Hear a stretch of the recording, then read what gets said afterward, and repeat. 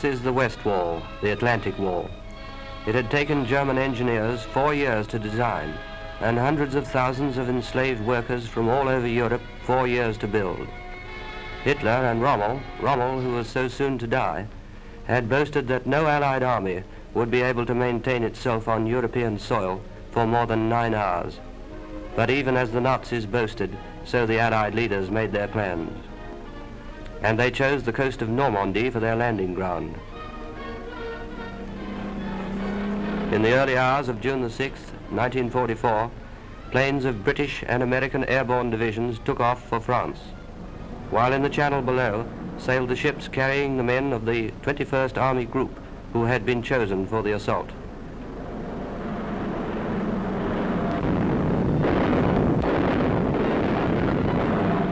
Already Allied heavy bombers were battering down the German defenses.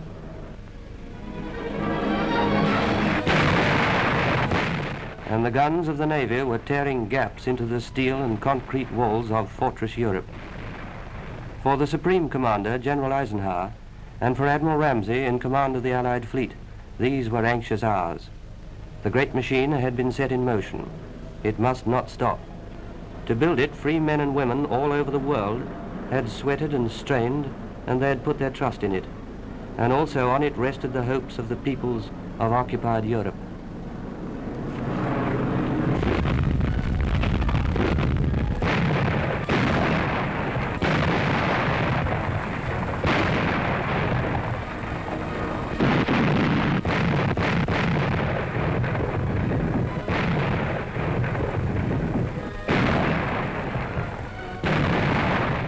But these men from New York, Chicago, or Tennessee were confident.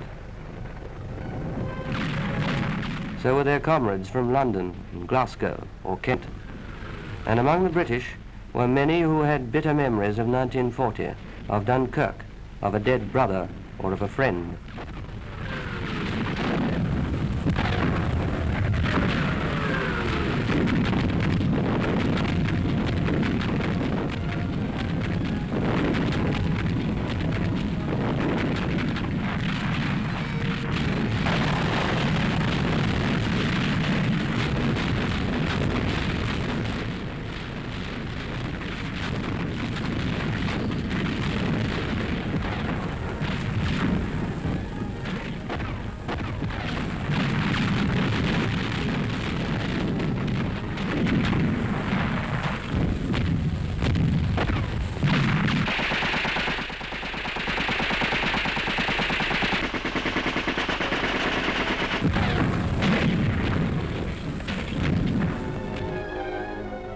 Courcelles, Saint-Aubin, Langrune, Ouistreham, Port-en-Bessin, Saint-Vaast, Arromanches.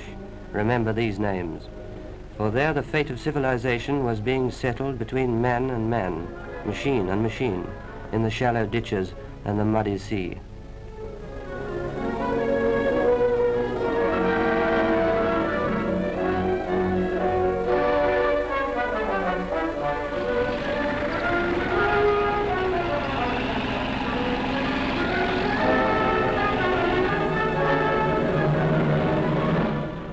While Allied supplies were being rushed to Normandy, another battle was going on behind the German lines.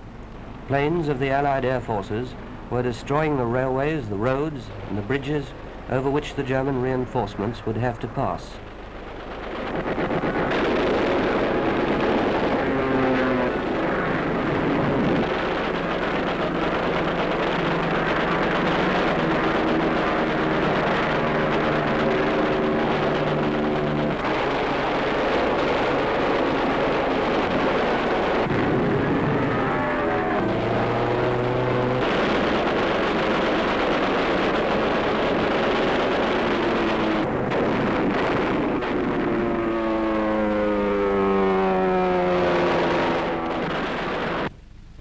These Germans were waiting for reinforcements, which were said to be on their way.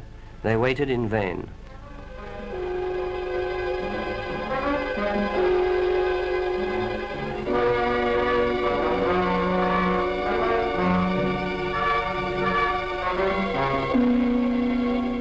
Allied reinforcements kept coming all the time. June the 6th, June the 7th, June the 8th, June the 9th. Every day, fresh troops poured through the twisted ruins of the West Wall.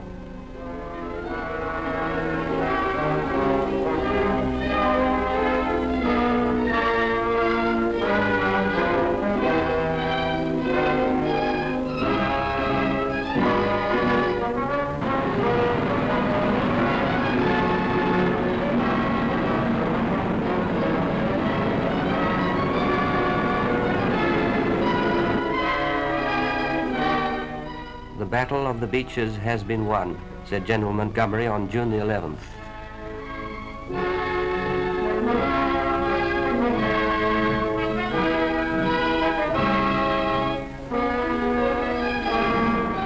Already the British had taken Bayeux. The Americans, to the west, were pushing on toward Carentan. The first phase was over. From now on, the Allies would continue to advance.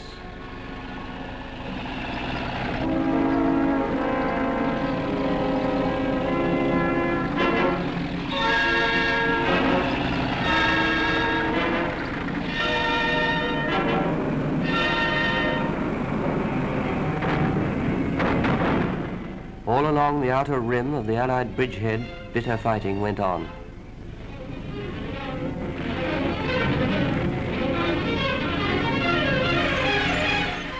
Flail tanks were beating paths through the hidden minefields.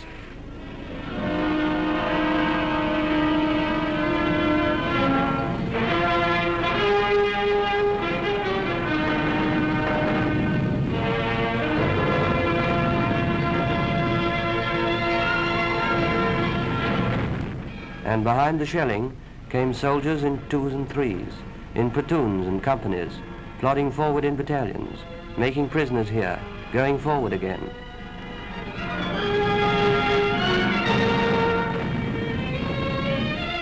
Taking more prisoners.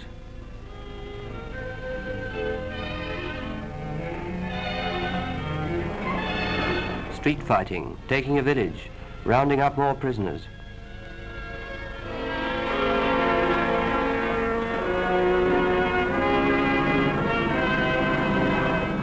Going forward in brigades, becoming divisions, and part of something immeasurable, the offensive. As the Germans retreated, they left behind them chaos and ruin.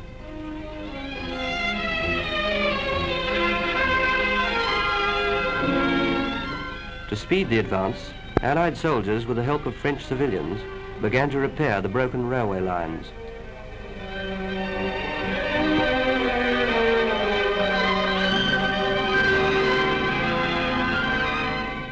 Sappers began to clear the streets of wrecked villages and towns.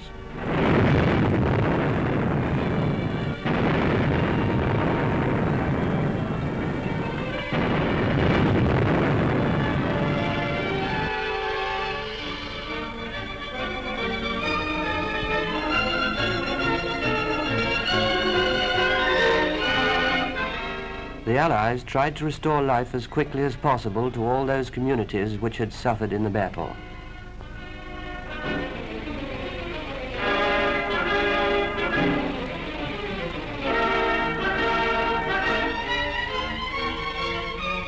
At the same time, they set about remaking the shell-pitted roads to speed supplies to the front. And they laid down airstrips in the open fields to provide Allied soldiers with fighter cover and protection.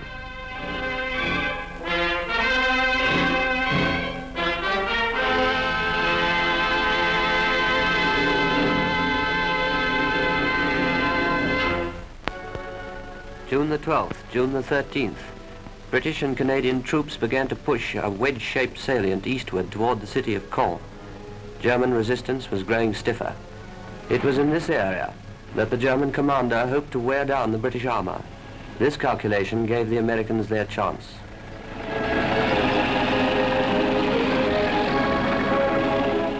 From the Carentan estuary, they struck a double blow, one across the neck of the peninsula and the other toward the great port of Cherbourg. June the 16th, June the 17th. The plan that General Bradley had drawn up on his maps was being fought out in the fields and villages. June the 18th, the Americans in Banville, the peninsula cut in two.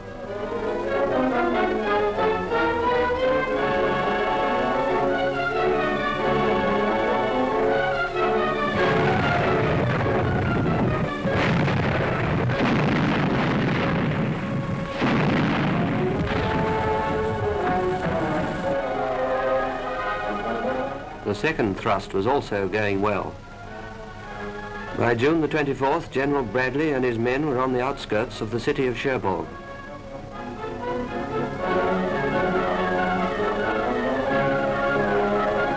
By June the 25th, they were fighting in the streets. Behind every corner was a German tank.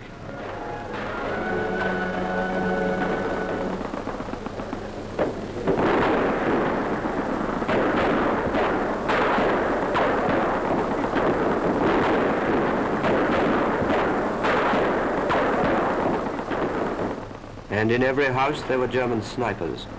The enemy commander had given his word that the city would be defended to the last man and the last bullet.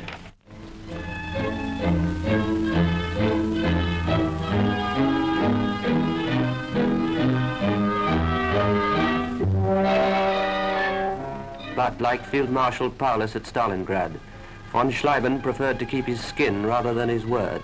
He surrendered, and where he led them, his troops followed.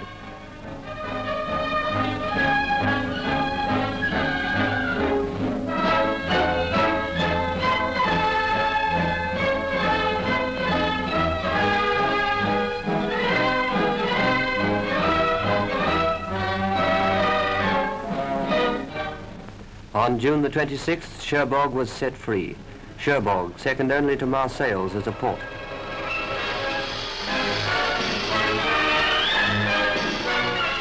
Mr. Churchill visited the city soon after its liberation. He inspected the launching sites the Germans had erected there for their secret weapons against England. One of the last acts of the German garrison had been to destroy the harbour installations of Cherbourg, so as to deny them to the Allies. The Germans knew that the Allies must have the use of a first-class port to bring ashore all the tanks, the lorries and guns, ammunition and stores a modern army needs.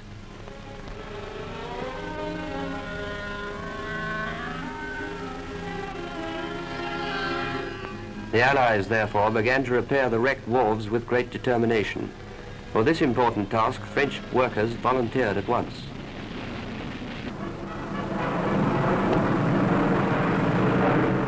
The Germans knew that if they could prevent the Allies from seizing and putting into working order any great port, they could defeat the invasion. But the Allies had foreseen this. They had constructed floating harbours in England, and they towed them across the channel in sections. The huge concrete piers were sunk into position to form a breakwater, and more than 60 ships were sunk in line to make an outer wall.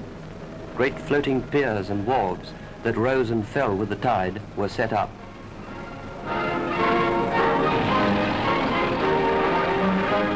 Soon, lorries and tanks were rolling down toward the beaches in ever greater numbers. Out at the front, every vehicle was needed desperately, urgently, immediately.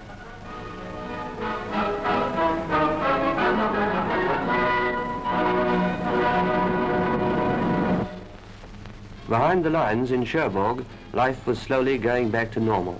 There was food again in the marketplace, and gossip and argument about the latest news. There were newspapers again, written and printed by Frenchmen who again were free. And moreover, for the first time in 4 years, French men and women were free to celebrate the 14th of July. Old soldiers of the last war saw American soldiers and French sailors marching shoulder to shoulder in this, a symbol of the friendship between the United Nations that must continue when peace comes.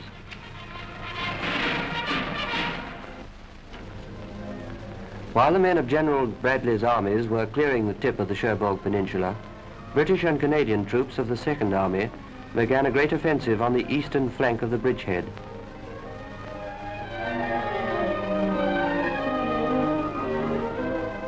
It was in the area of Caen that the Germans had concentrated the greater part of their armour. Caen, therefore, became the pivot of the Allied offensive. The British would attack first, near Tilly-sur-Selle. They would cut the road between Caen and Caumont. Simultaneously, the Canadians would move to the north of Caen. They would encircle Caen from the south and secure their flank by a thrust to Troarn.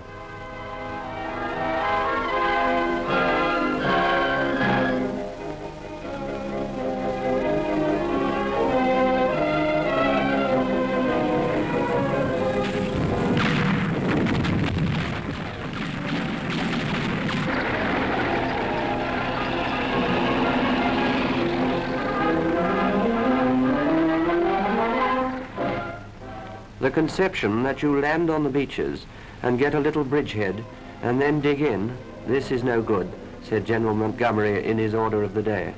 You must penetrate deeply and quickly.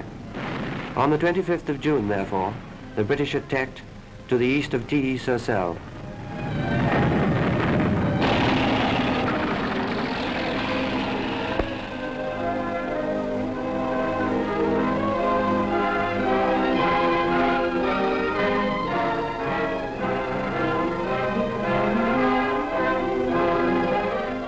They succeeded in crossing the railway between Caen and Villers-Bocage at Moore.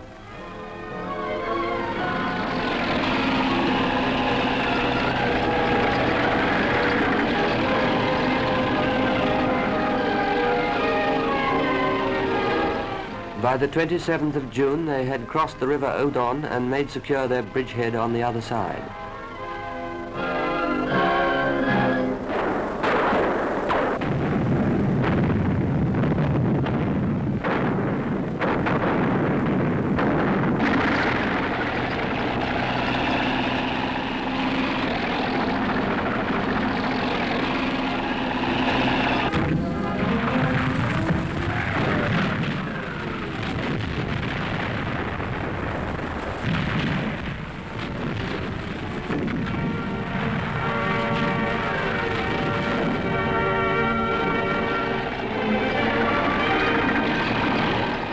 For the next week, the Germans counterattacked with great violence. No less than 7 panzer divisions, including an elite panzer corps transferred from the Russian front, were ranged against the British and Canadians on this narrow sector. Here was the real center of the German strategic dispositions.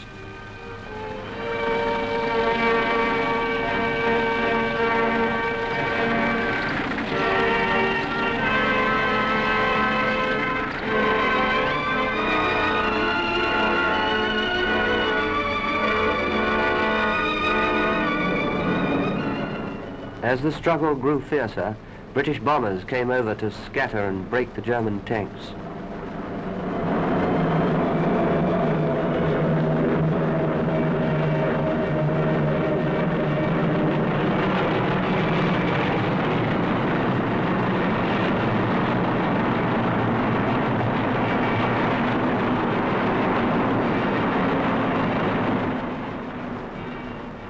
After the bombardment, the Canadians went forward again.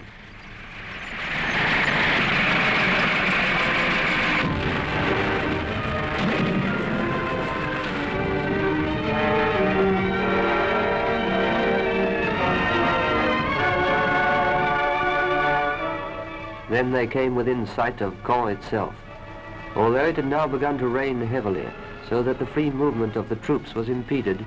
The advance went on.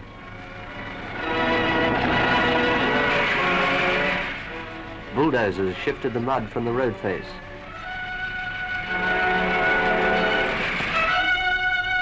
By the 8th of July, there was street fighting in Caen.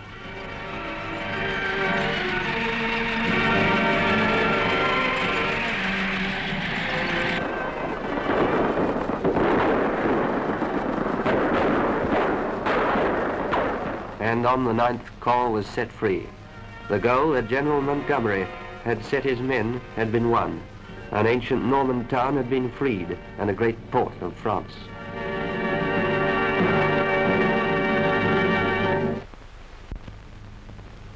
In the course of the fighting, a great part of the city of Caen had been destroyed. Many homes had been broken and gutted by the unaccountable fury of the battle. Those citizens who had sought refuge in the nearby villages now began to return to what was left of their city.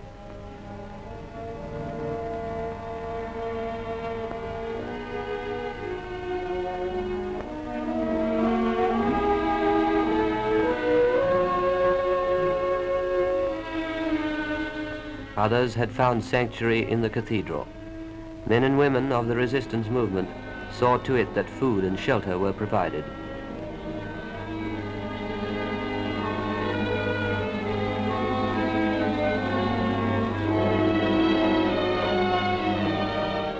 One thing was now certain: the Germans had been driven out, and the French resistance fighters together with the British and Canadians, would make sure that the Germans would never return.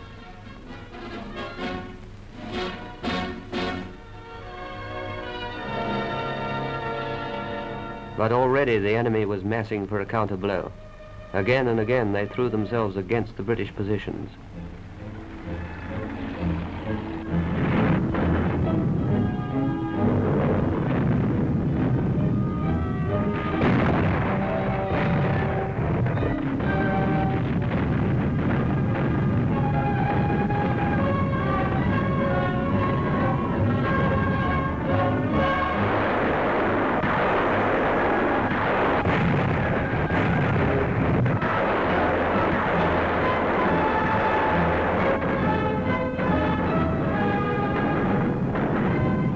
These German attacks came to nothing.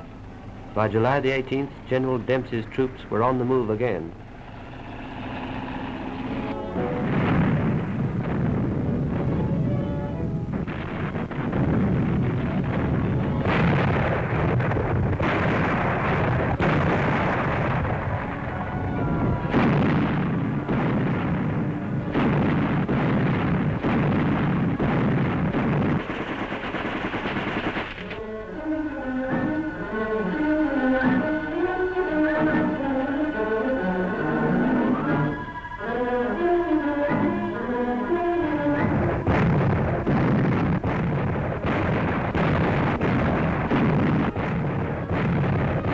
After a heavy night barrage, they went forward.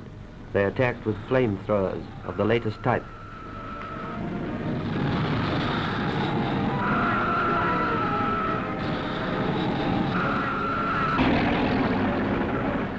Bridgeheads were made secure over the Orne as far as Troan.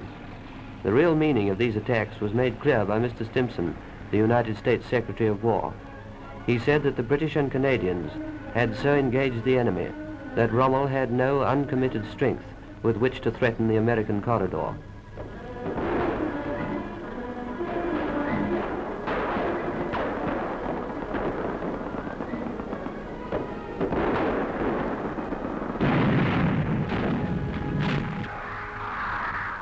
As the Second Army drove the Germans back in the Caen sector, the Germans launched their flying bombs against the towns and villages of southern England, above all against London. These robots, the Nazis promised the German people, would break the will to fight of the men and women of Britain.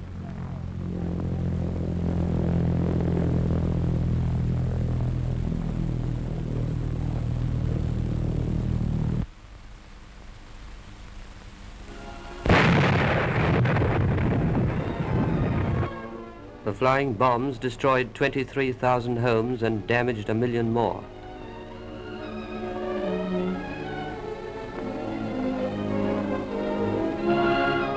But, as in 1940, the people of London resolved not to give in. Mothers and children were sent away out of reach of the flying bombs. Special defences were set up in southern England.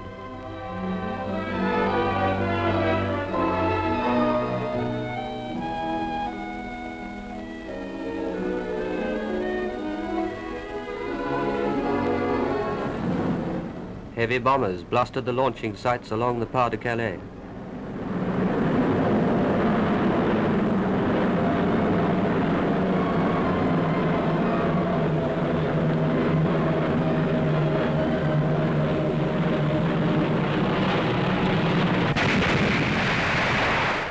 Anti-aircraft batteries shot down the robots by the hundred.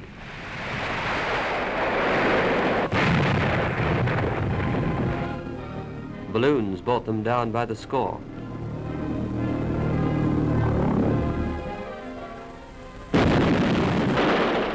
Tempest fighters demolished them.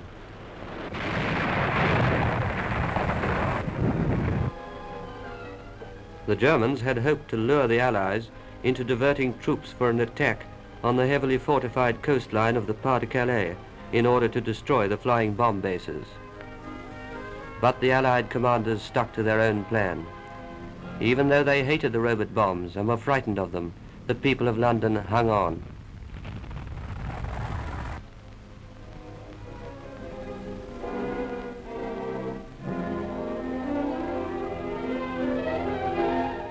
More than 5,000 people were killed by the bombs, and more than 16,000 were wounded during the 80 days of terror. The Allied advance in Normandy went on rapidly and ruthlessly. British soldiers fought more fiercely than ever to end this new threat to their wives and children at home. Once more the Germans were beaten by the courage of ordinary men and women. Meanwhile, the Americans turned south from Cherbourg to occupy La Haye-du-Puy. After heavy fighting, they advanced to Saint-Lô, an important road junction. Next, they swung toward Coutances. While in a double drive, General Patton's army reached Granville and Avranches. The first sweep took the Americans through wooded country in the direction of La Haye-du-Puy. On July the 9th, the same day the British and Canadians had freed Caen, they entered the town.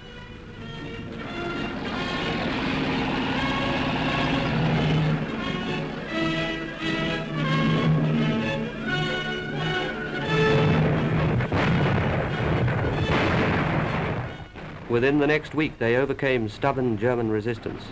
By this time, there were signs that the German commander was no longer master of his own decisions. Even so, the Germans fought with the courage of despair.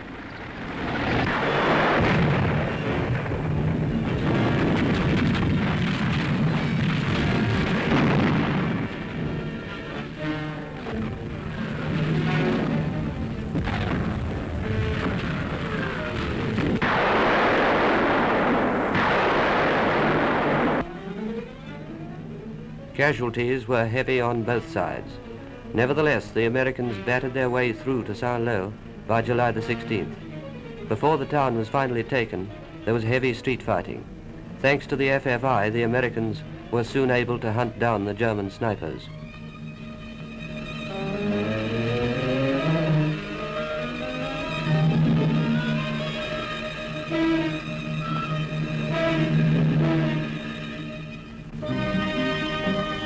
The people sit and wait. Many of the older ones have sons still in German hands.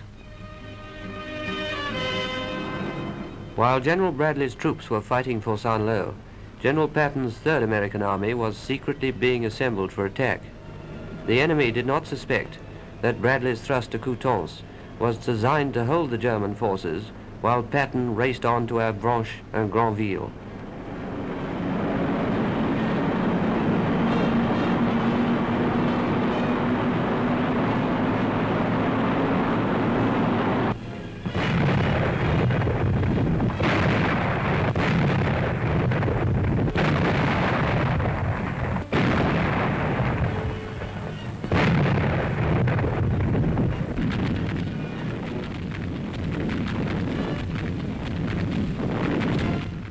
General Bradley's forces took Coutances on the 28th of July. The Germans had been deceived. Patton's armored columns ran through and reached Granville and Avranches on July the 31st. The German plan to seal off the peninsula from the rest of France had failed. The taking of Avranches marks the real turning point of the Normandy campaign. From now on, the Americans were able to keep the Germans on the move. But the Germans had not enough reserves for this mobile warfare. From now on, they had to retreat.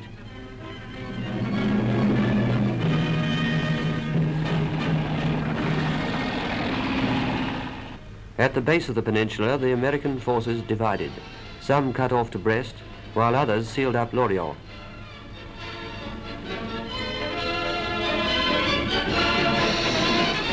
But the main column turned southeast and captured Rennes.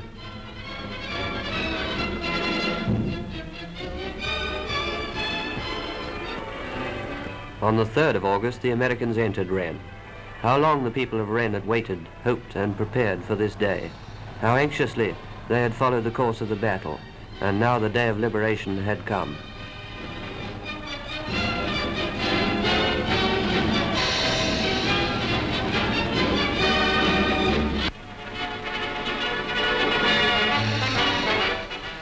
At the same time, the armed forces of fighting France landed on French soil. After 4 years of unequal struggle, the people of France had an army once more, the men and women of the FFI, and the men of General Leclerc's armored division.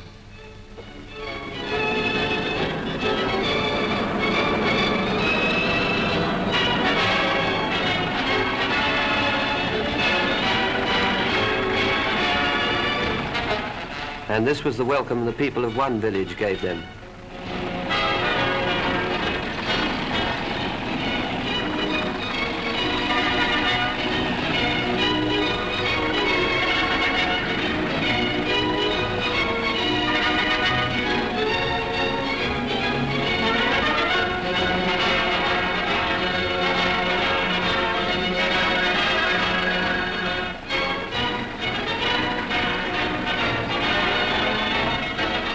Meanwhile, General Patton's army swept on to Laval.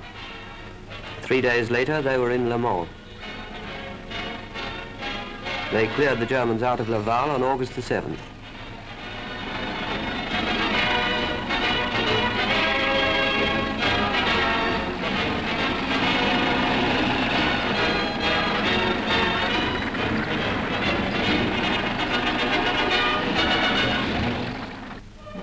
The Germans were now desperate. They launched their counterattack at Mortain. Contrary to all his textbook instructions, the German commander threw in his forces long before the American attacks could have spent themselves. He set everything on one chance. He attacked at our weakest point, between Mortain and Avranches, to cut off the American forces from their supplies. 4 German panzer divisions were thrown into this attack.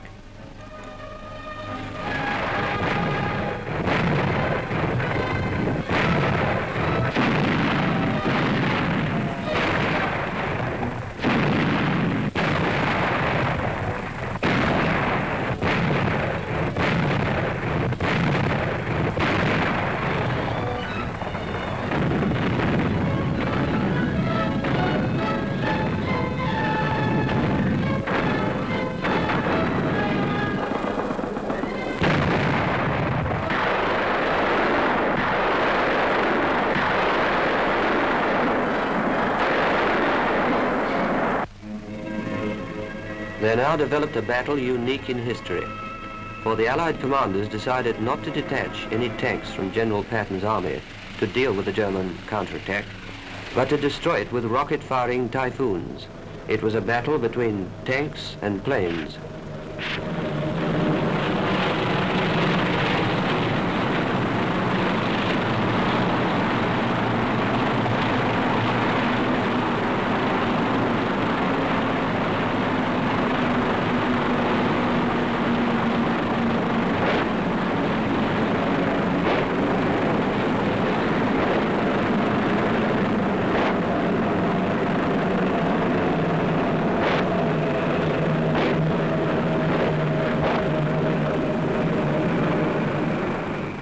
On the first day alone, our Typhoons destroyed over 80 German tanks. After 2 days of battle, the Germans withdrew on August the 9th.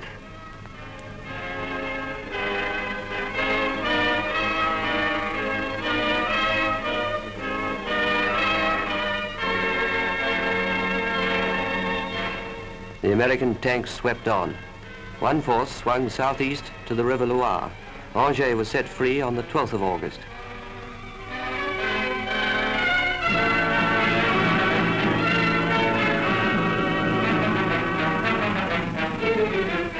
Nantes was freed on August the 13th. The whole harbour was blocked with sunk and damaged ships. The task of reconstruction would be hard.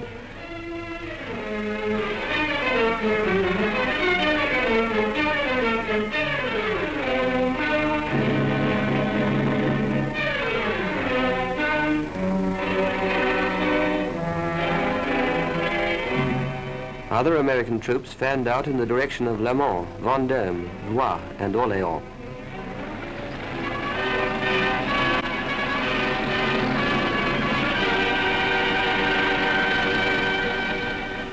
A new offensive by the 2nd British and 1st Canadian armies, which included Polish, Dutch, and Belgian units, was timed to coincide with the great American breakout of the Cherbourg Peninsula. A Russian military mission came to see the crushing of the Germans in the West. The British and Americans, as they advanced in France, knew that their comrades of the Red Army were fighting on the very frontier of East Prussia. They knew that the Russians had reached the boundaries of Czechoslovakia and were already pressing into Romania.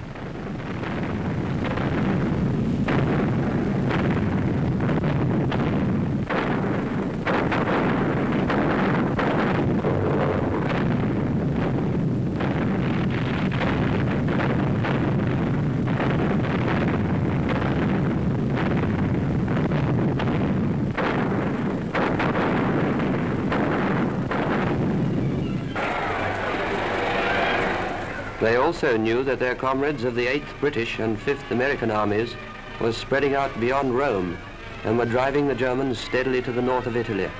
Thus, from all sides, from the west, from the south, from the east, the Allies were pressing closer and closer to Germany.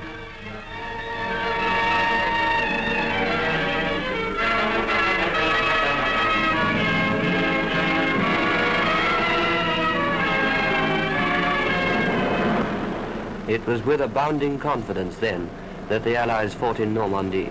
Confidence in themselves, in their weapons, and in the plan which their commanders had worked out with so much thought and care. This plan aimed at nothing less than the encirclement and complete destruction of the entire German 7th Army.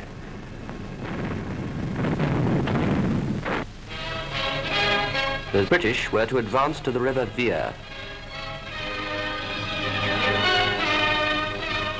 The Canadians were to attack down the Falaise Road.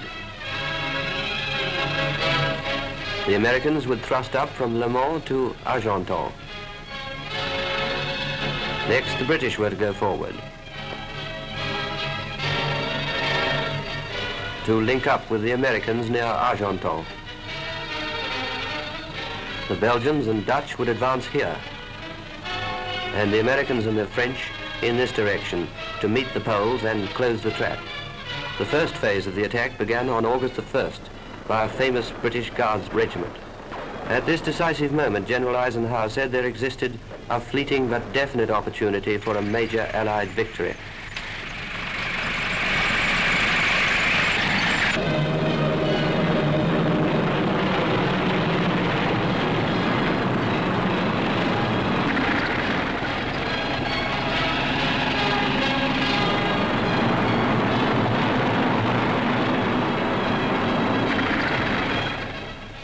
Next, the Canadians pushed down the Falaise Road. Hundreds upon hundreds of tanks moved up for the attack.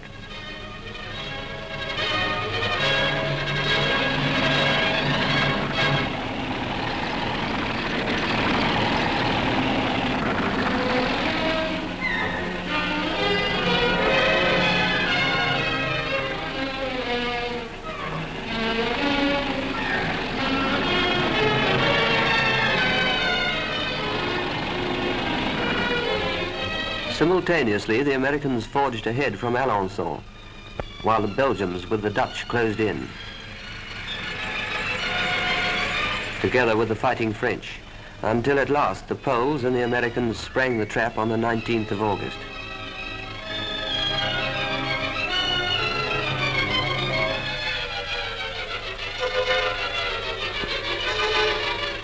The good plan had succeeded.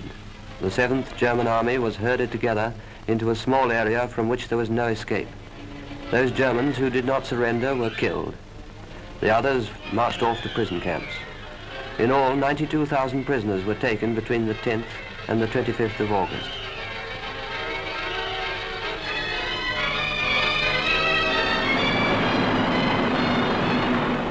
At this moment, there came the great news that another Allied army had landed in the south of France, about the mouth of the river Rhone. Glider troops were landed at many points. As the Allied soldiers went ashore, there was only slight opposition.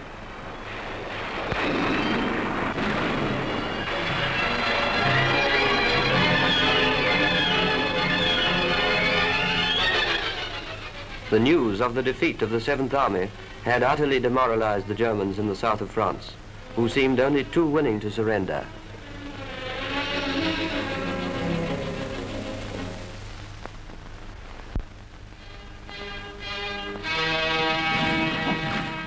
Back in Normandy, the Allied advance continued without pause.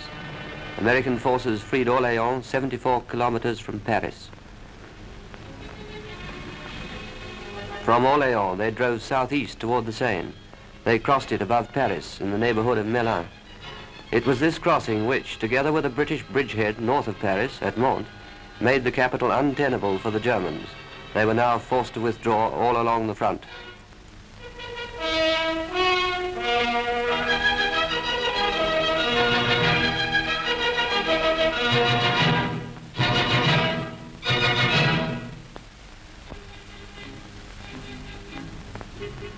The streets of Paris lay empty in the light of early morning.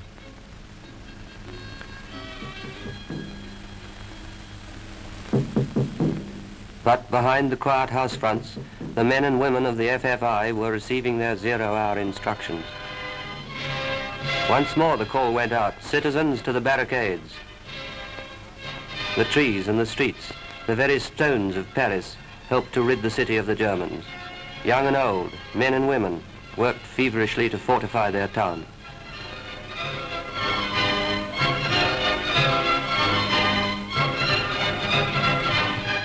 The flying squads of the FFI seized the Ile de la Cité.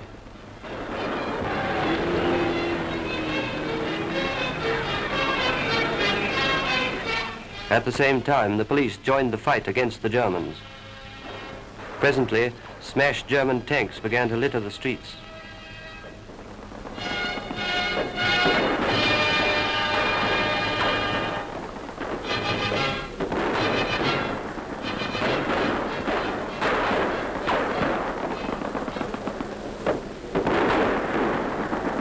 The citizens of Paris brought out their hidden arms. Mechanics, bakers, bookbinders, shopkeepers, clerks, men and women of all classes, of all ages, all professions, united in a common effort to throw the Germans out of the city.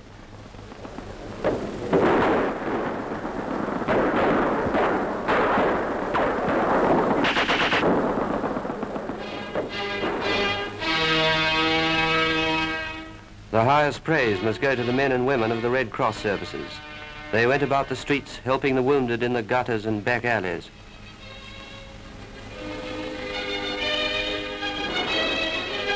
Soon, German prisoners were being brought in from all over the city.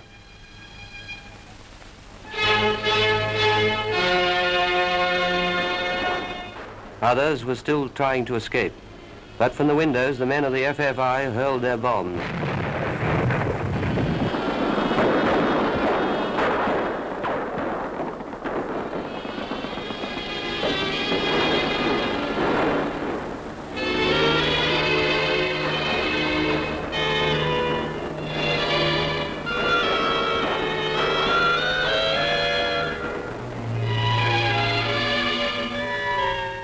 Germans, slinking away to hide, were caught in a storm of bullets from the housetops.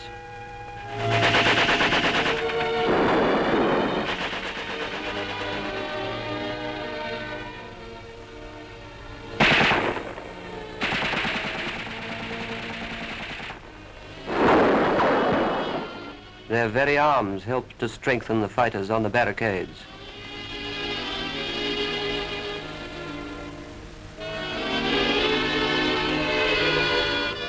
And so, after 8 days of struggle, Paris was set free.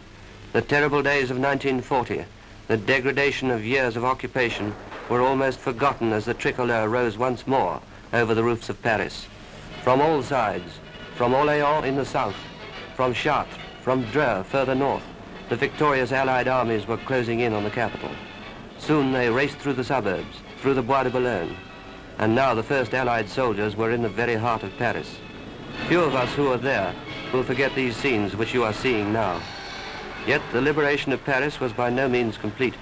German snipers and desperate fascists were still holding out in flats and schools, offices all over Paris. But they were being rounded up methodically.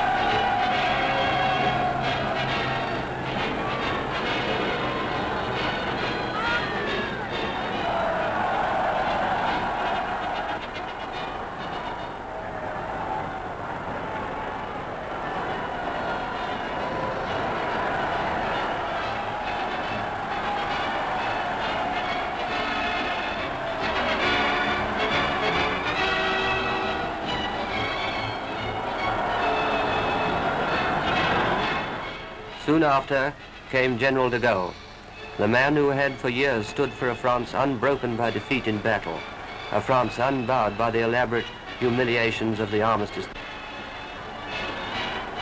General de Gaulle. His entry into Paris was the symbol of the reunion of Frenchmen who had fought the Germans at the side of Britain and America, in Africa, in Tunisia, with Frenchmen who had carried on the struggle in the woods of France, in the inaccessible mountains, in the factories and the marshalling yards.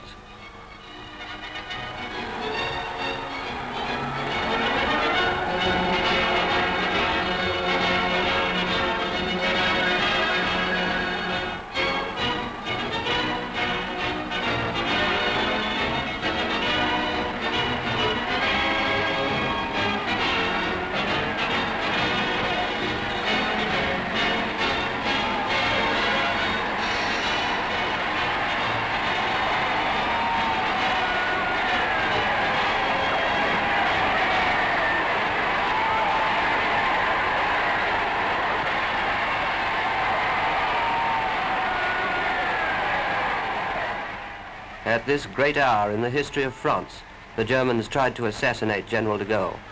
From the tops of nearby houses, they fired at him as he got into his car.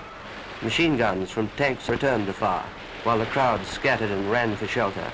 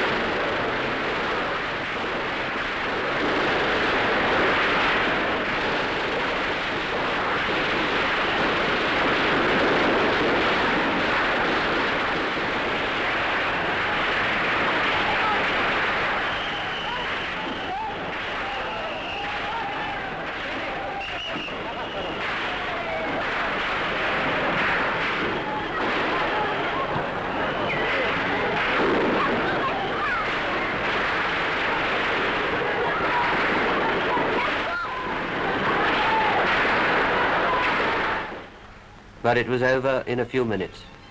Then at last, after 4 dark, hateful years of oppression, the French took possession of their city again.